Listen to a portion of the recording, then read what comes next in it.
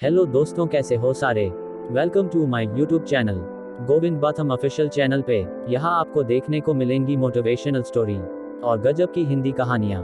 अगर आप इस अहम सवाल का जवाब चाहते हैं तो आपको इसे पढ़ना चाहिए। जीवन बहुत लंबा होता है, लेकिन अगर उसके सत्य को स्वीकार ले तो सदियां क्षण में ही बीत जाती हैं। इस कथा को पढ़कर आपको इसका महत्व समझ आएगा। आपको पता चलेगा कि जीवन का अमूल्य ज्ञान भी कभी कभी छोटे से साधारण इंसान से मिल जाता है।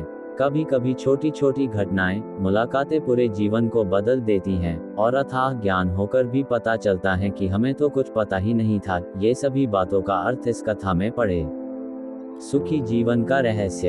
एक महान संत हुआ करते थे जो अपना स्वयं का आश्रम बनाना चाहते थे, जिसके लिए वो कई लोगों से मुलाकात करते थे। एक जगह से दूसरी जगह यात्रा के लिए जाना पड़ता था। इसी यात्रा के दौरान उनकी मुलाकात एक साधारण सी कन्या विदुषी से हुई। विदुषी ने उनका स्वागत किया और संत से कुछ समय कुटिया में रुककर आराम करने की याचना की। संत उसके मीठे व्यवहार से प्रसन्न हुए और उन्होंने उसका आग्रह स्वीकार किया। विदुषी ने संत को अपने हाथों का स्वादिष्ट भोज कराया और उनके विश्राम के लिए खटिया पर एक दरी बिछा दी और खुद फर्श टाट बिछाकर सो गई। विदुषी को सोते ही नींद आ गई। उसके चेहरे के भाव से पता चल रहा था कि विदुषी चैन की सुखद नींद ले रही हैं। उधर संत को खाट पर नींद नहीं आ रही थी। उन्हें मोटे नरम गद्दे की आदत थी जो उन्हें दान में मिला था। वो रात भर विदुषी का सोच रहे थे कि वो कैसे इस कठोर जमीन पर इतने चैन से सो सकती हैं।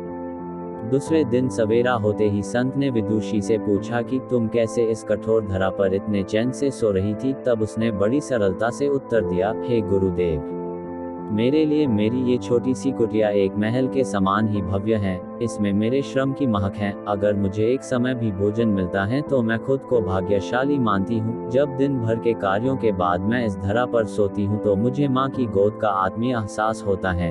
मैं दिन भर के अपने सत्कर्मों का विचार करते हुए चैन की नींद सो जाती हूँ। मुझे एहसास भी नहीं होता कि मैं इस कठोर धरा पर हूँ। ये सब सुनकर संत जाने लगे। तब विदुषी ने पूछा, हे गुरुवर, क्या मैं भी आपके साथ आश्रम के लिए धन एकत्र करने चल सकती हूँ? तब संत ने विनम्रता से उत्तर दिया, बालिका, तुमने जो मुझे आज ज्ञान दिया है उससे मुझे पता चला कि चित्त का सुख कहाँ है। अब मुझे किसी आश्रम की इच्छा नहीं रह गई। ये कहकर संत वापस अपने देश लौट गए और एकत्र किया धन उन्होंने गरीबों में बांट दिया और स्वयं एक कुटिया बनाकर रहने लगे।